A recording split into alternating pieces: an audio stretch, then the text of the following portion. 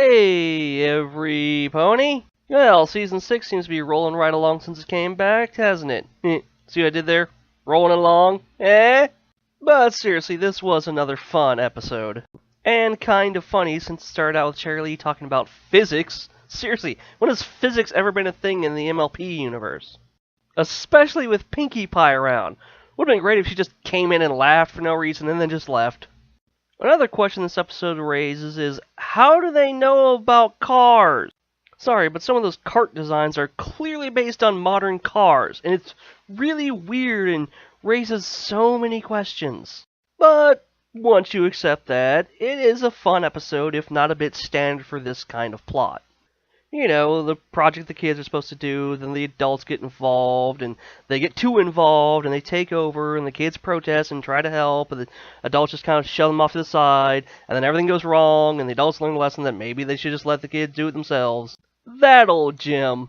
But I will say kudos to the writing staff for changing up expectations of which one of the Crusaders wanted the specific type of cart. Once Cherry Lee said the three categories were fastest, most creative, and most traditional, I think we all kind of assumed who would fall into what category. But they didn't, and that was a great surprise. Apple Bloom wanted the fastest, Scootaloo wanted to be most creative, and Sweetie Belle wanted the most traditional. I really like that. But, of course, their sisters all played to our expectations. Hence the conflict arose.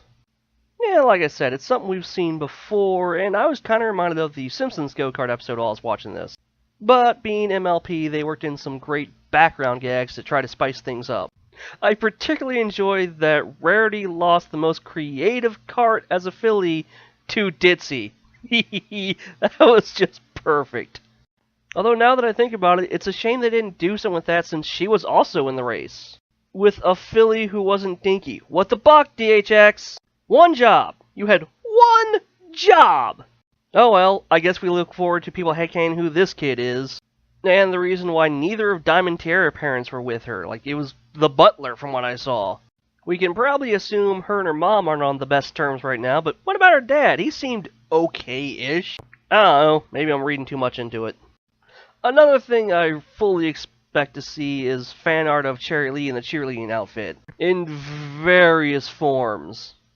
I did love her expression throughout the episode, though, especially when she was dealing with Rarity, Applejack, and Rainbow Dash. Definitely seems like she's dealt with stuff like this for quite a while now.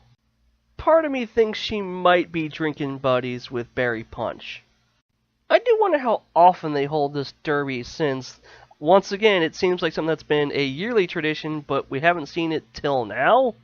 Of course, this timeline's all over the place, so maybe it is the first time this year it popped up. It's gotta take a lot of work to get that track all throughout Ponyville, though, and disrupt quite a bit of things, so I'm glad they all enjoy it.